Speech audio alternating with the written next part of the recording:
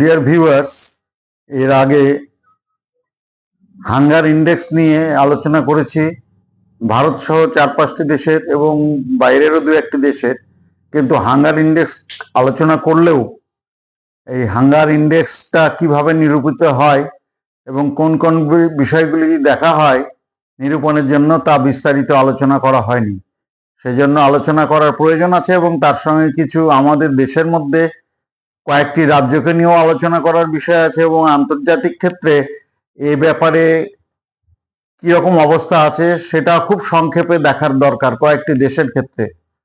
কারণ এটি হচ্ছে বিশ্ব সংস্থা ইউএনও, ইউনাইটেড নেশনস অর্গানাইজেশনের পক্ষ থেকে, সেখানে হু, ওয়ার্ল্ড হেলথ অর্গানাইজেশন এবং ফাও, ফুড অ্যান্ড এগ্রিকালচার অর্গানাইজেশন বিষয়টি করে এবং তার আন্ডারে একটি এনজিও আছে।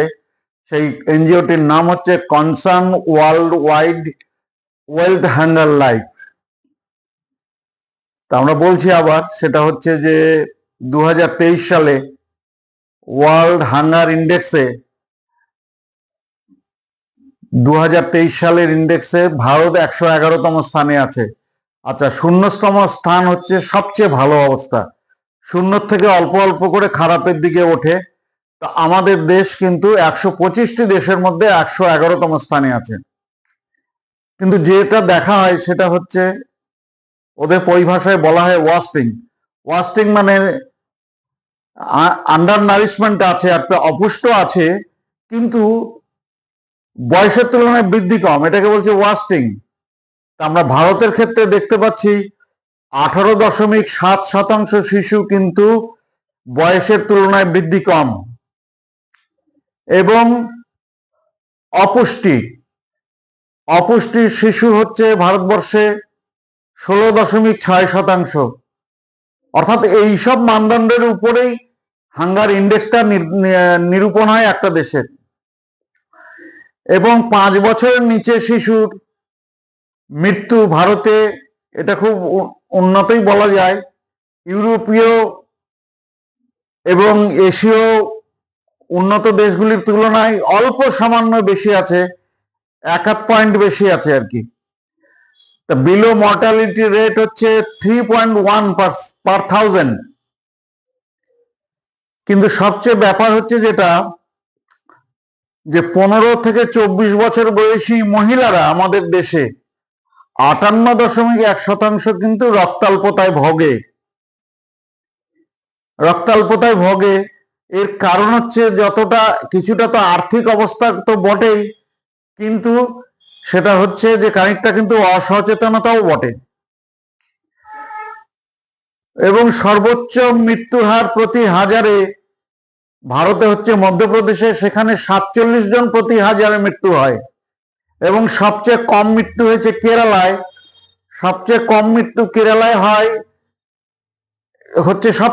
কেরালায়। তাহলে ভারতের সবচেয়ে কম সবচেয়ে বেশিটা দেখলাম, তাহলে আমি যে রাজ্যে বাস করি, পশ্চিমবঙ্গে আমরা যে বাস করি, সেখানে দেখা দরকার।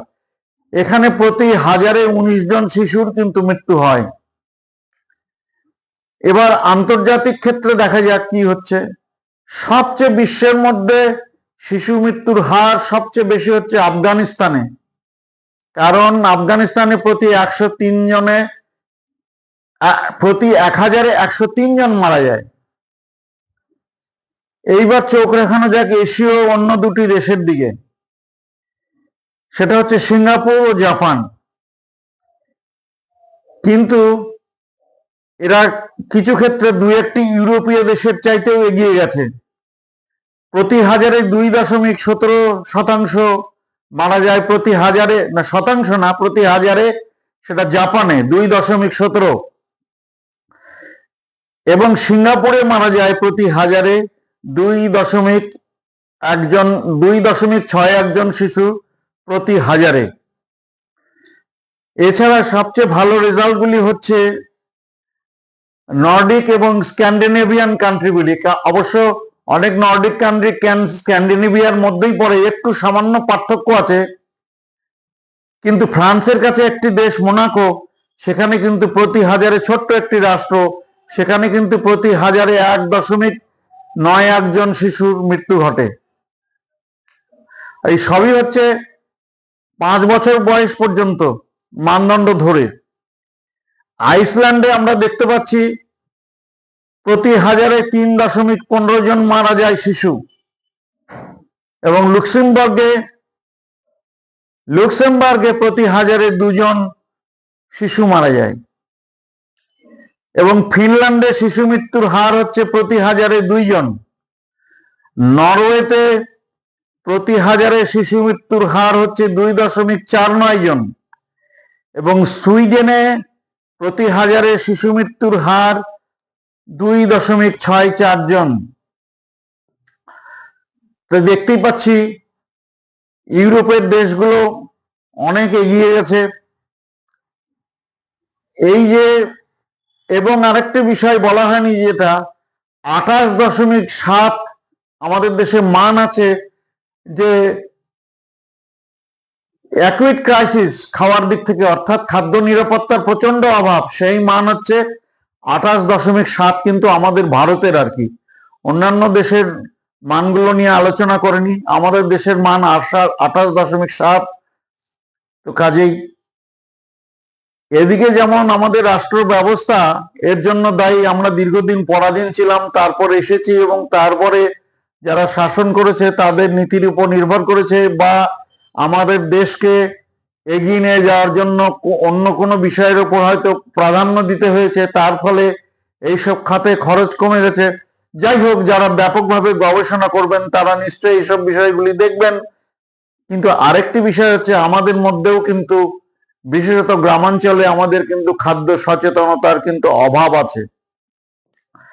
এটা বিশেষ পরামর্শ দেওয়ার আমার ব্যাপার নয়। হাতের কাছে যেটুকু পুষ্টি আছে সেই পুষ্টিগুলো দিয়ে আমাদের এই মানটা বাড়াতে হবে। মানটা বাড়াতে গেলে আমাদের হাতের কাছে যেটুকু সুযোগ আছে সেইটুকু সুযোগকে গ্রহণ করতে হবে। আমাদের গ্রামে প্রাথমিক যে স্বাস্থ্যকেন্দ্র আছে, সেই স্বাস্থ্যকেন্দ্রের যে দিদিমণিরা আছে, সেখানে আছে এএনএম এবং আশা কর্মীরা, এবং আরো মাল্টিপারপাস দিদিমণিরা আছেন। তারা এই সব এবং অন্যান্য রোগ নিরোধের জন্যই তারা কাজ করেন। কাজেই ভিউয়ার্সদের বলবো যে এই সব দিদিমণিদের কাছ থেকে গিয়ে, আর্থিক অবস্থা বাড়ির যত ভালো হোক যত খারাপ হোক সেটি বড়র কথা না, বাড়িতে যতই শিক্ষিত লোক থাকি না কেন আমরা, কিন্তু একটি বিষয়ে, সব বিষয়ে যে আমাদের ধারণা আছে এমনটি নয়।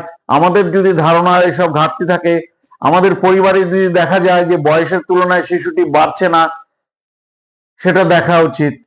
বয়সের তুলনায় শিশুর ওজন কম, তাহলে আন্ডার নারিশমেন্ট, অর্থাৎ অপুষ্টিতে ভুগছে বাচ্চাটি, এটা বুঝতে হবে। বিলো মর্টালিটিটা, এটা নিশ্চয়ই পরিবারকে ভাবতে হবে না, এটা স্বাস্থ্য কেন্দ্রগুলি ভাববে।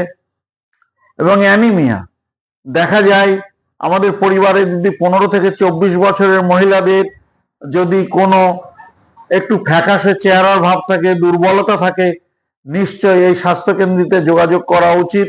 আর যাদের অবস্থা ভালো তারা প্রাইভেটে বা বড় হাসপাতালে দেখাতে পারেন, সেই বিষয় আছে।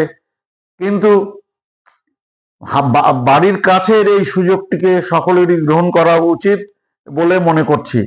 কারণ একটি বিষয় হচ্ছে যে আমাদের দেশে জিডিপি 3য় স্তরে পৌঁছে গেছে, এবং সেখানে চুইয়ে পড়া অর্থনীতিতে নিচের দিকেও কিছু অর্থ এসেছে, তার ফলে কিন্তু একটু স্বাচ্ছন্দ্য এসেছে। কিন্তু স্বাচ্ছন্দ্য সকলের আসেনি। বললাম যে 28.7 পয়েন্ট হচ্ছে অ্যাকিউট হাঙ্গার হচ্ছে ভারতে। তো কাজে যারা ভালো আছেন, কিন্তু ভালো খাচ্ছি যাচ্ছি, কিন্তু কি খাচ্ছি, কি পড়ছি, কোন সময় কি ওষুধ গ্রহণ করা দরকার, এই সুযোগটা কিন্তু আমাদের দেশে আছে। এটা কিন্তু গ্রহণ করা উচিত। তার কারণ হচ্ছে যে অবস্থার একটু পরিবর্তনের সঙ্গে সঙ্গে হয়তো দুবেলা আমরা ভালো খেতে পড়তে পেয়েছি, হয়তো একটু পাকা ঘর দিয়েছি, কেউ একতলা করেছি, কেউ দোতলা করেছি, কেউ হয়তো ব্রিক ওয়ালস এবং টিন শেড দিয়েছি, টিনের চালা দিয়েছি, দিয়ে পূর্বের 20-25 বছর আগের তুলনায় জীবনযাত্রার মানও একটু বেড়েছে, কিন্তু খাদ্য সচেতনতার দিকে আমাদের মান যে খুব বেড়েছে বলে মনে হয় না। খাদ্য সচেতনতার দিকে যদি আমাদের মান বাড়তো তাহলে কিন্তু এই যে শতাংশের হারের যে বৃদ্ধি, একটা দেশের যে সম্মান আছে সেখানে, সেটা কিন্তু আমরা অনেক এগিয়ে যেতে পারতাম।